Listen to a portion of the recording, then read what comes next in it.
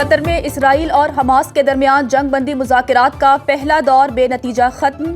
فلسطینی حکام کے مطابق اسرائیلی وفد کے پاس حتمی معاہدے تک پہنچنے کے اختیارات نہیں تھے۔ اسرائیلی وزیراعظم کے دفتر سے جاری بیان میں کہا گیا، حماس کی قطری تجویز میں تبدیلی کی درخواست قبول نہیں۔ برکس کا اسرائیلی فوج سے غزہ کی پٹی مقبوضہ فلسطینی علاقوں سے انخلاء کا مطالبہ۔ برازیل کے دارالحکومت میں برکس سربراہی اجلاس، ایران پر امریکہ اور اسرائیل کے حملوں کی بھی مذمت۔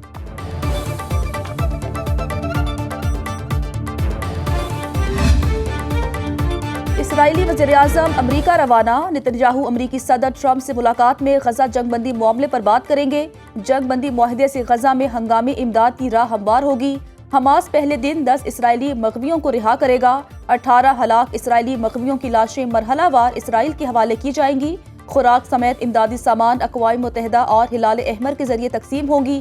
عسکری اور فضائی نگرانی روزانہ 10 گھنٹے بند رہے گی۔ جنگ بندی کے دوران اسرائیل شمالی اور جنوبی غزہ سے افواج پیچھے ہٹائے گا۔ سیز فائر کی ضمانت امریکی صدر دیں گے۔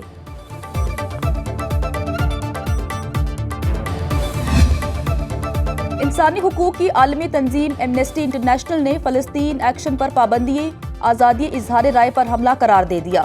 سیکرٹری جنرل ایمنسٹی انٹرنیشنل کہتی ہیں، برطانیہ انسداد دہشت گردی کے قوانین کا غلط استعمال کر رہا ہے۔ برطانوی حکومت مظاہروں کو دبانے کے لیے دہشت گردی قوانین کا سہارا لے رہی ہے۔ فلسطین میں جاری نسل کشی پر دنیا خاموش۔ برطانوی حکومت نے فلسطین ایکشن گروپ پر پابندی عائد کرنے کے بعد احتجاج کرنے والے 20 سے زائد کارکنوں کو گرفتار کیا تھا۔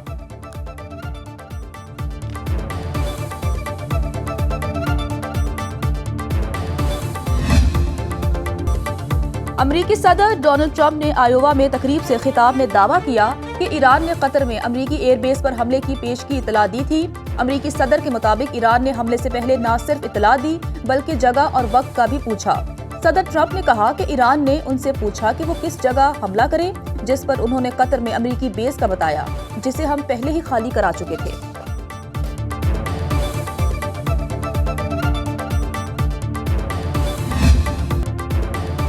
آپریشن سندور میں ہلاکتیں تسلیم نہ کرنے پر بھارتی فوج پر شدید اندرونی دباؤ۔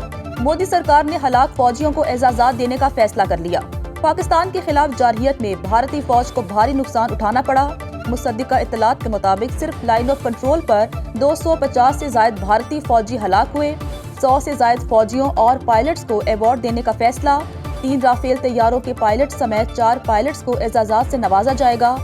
آدم پور ایئر بیس پر مارے گئے جدید S-400 دفاعی نظام کے 5 آپریٹرز بھی شامل۔ لواحقین پر دباؤ ہے کہ وہ اپنے پیاروں کی تصاویر سوشل میڈیا پر شیئر نہ کریں۔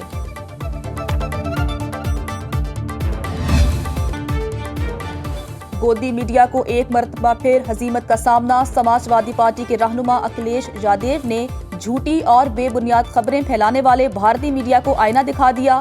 کہتے ہیں مودی سرکار نے 1700 کروڑ روپے میڈیا کو دیے ہیں، پتہ نہیں مودی سرکار میڈیا کو مزید کتنے پیسے دے گی۔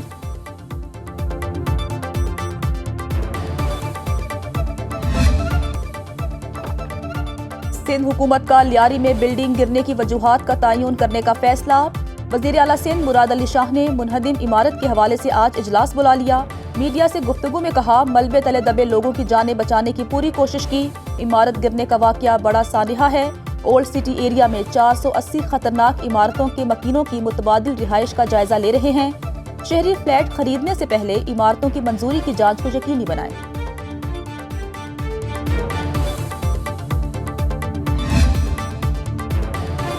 سانحہ لیاری کے ذمہ داران مستعفی ہوں، کیا سعید غنی سے بھی استعفیٰ مانگوں؟ کہا جاتا ہے ڈائریکٹر جنرل SPCA ڈان ہے، میرا تو وہ فون بھی نہیں اٹھاتا۔ DG کو کچھ کہا تو پھر فون آ جائے گا۔ SPCA کے ملوث افسران کے خلاف نوٹس نہیں کارروائی کی جائے۔ لیاری میں 122 غیر قانونی عمارتوں کو گرایا جائے گا۔ پیپلز پارٹی کے رہنما نبیل گبول کا لیاری میں گرنے والی عمارت کا دورہ، کہتے ہیں غیر قانونی بلڈر کے خلاف مقدمات درج کرا کر گرفتار کرائیں گے۔ بلڈر مافیا کے خلاف سندھ اسمبلی میں قانون سازی کرنے جا رہے ہیں۔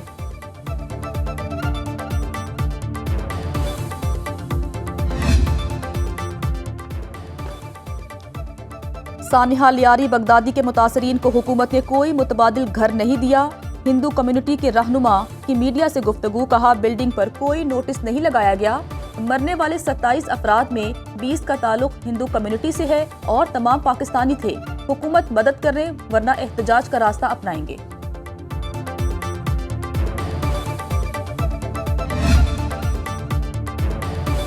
سنو نیوز کی خبر پر ایکشن۔ لیاری آگرہ تاج میں 7 منزلہ مخدوش عمارت کو آج سے گرایا جائے گا۔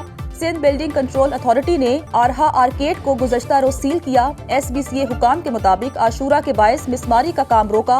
آج عمارت توڑنے سے قبل رہائشیوں کو سامان نکالنے کا وقت دیا جائے گا۔ غیر قانونی عمارت تعمیر کرنے والے ٹھیکیدار کے خلاف تھانہ کلری میں مقدمہ درج۔ سنو نیوز نے عمارت کی مخدوش حالت کی نشاندہی کی۔ علاقہ مکینوں کا کہنا ہے تعمیر کے کچھ عرصے بعد ہی عمارت ناقابل رہائش ہو گئی۔ متعلقہ حکام کارروائی کرنے کی بجائے جیبیں گرم کر کے چلے جاتے ہیں۔ جو غریب لوگوں نے یہاں فلیٹ خریدی ہیں وہ کہاں جائیں گے؟ وہ غریبوں نے زیور بیچا ہے، اپنے گھر کے کپڑے بیچے انہوں نے لیے، اب گرانے کی یاد آ گئی ہے۔ مخدوش عمارتوں کی آڑ میں بلڈر مافیا ثقافتی عمارتوں پر ہاتھ صاف کرنے لگا۔ Karachi old city area Kharadar میں ثقافتی ورثہ قرار دی گئی عمارت گرانے کی کوشش ناکام۔ بلڈر مافیا نے ہیوی مشینری کی مدد سے آثار قدیمہ کی عمارت توڑنے کی کوشش کی۔ ملحقہ عمارت میں جھٹکے محسوس ہونے پر مکین باہر نکل آئے۔ اہل علاقہ کی اطلاع پر محکمہ آثار قدیمہ کی ٹیم موقع پر پہنچی۔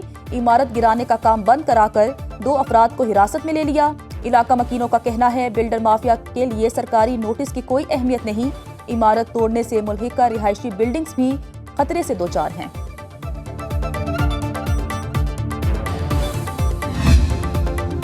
Supreme court practice and procedure committee کا نیا پروسیجر 2025 جاری۔ چیف جسٹس یحییٰ آفریدی کی سربراہی میں کمیٹی میں جسٹس منصور علی شاہ اور جسٹس امین الدین شامل۔ اعلامیے کے مطابق چیف جسٹس کمیٹی کا اجلاس جب چاہیں طلب کر سکتے ہیں۔ اجلاس کے لیے کم از کم 2 اراکین کا ہونا لازم قرار۔ کمیٹی بینچز کی تشکیل باقاعدہ بنیاد پر کریں گے۔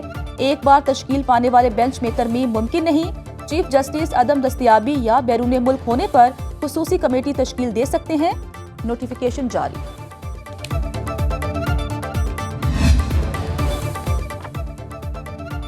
وزیر اعظم کا عاشورہ پر مؤثر سیکیورٹی انتظامات پر خراج تحسین۔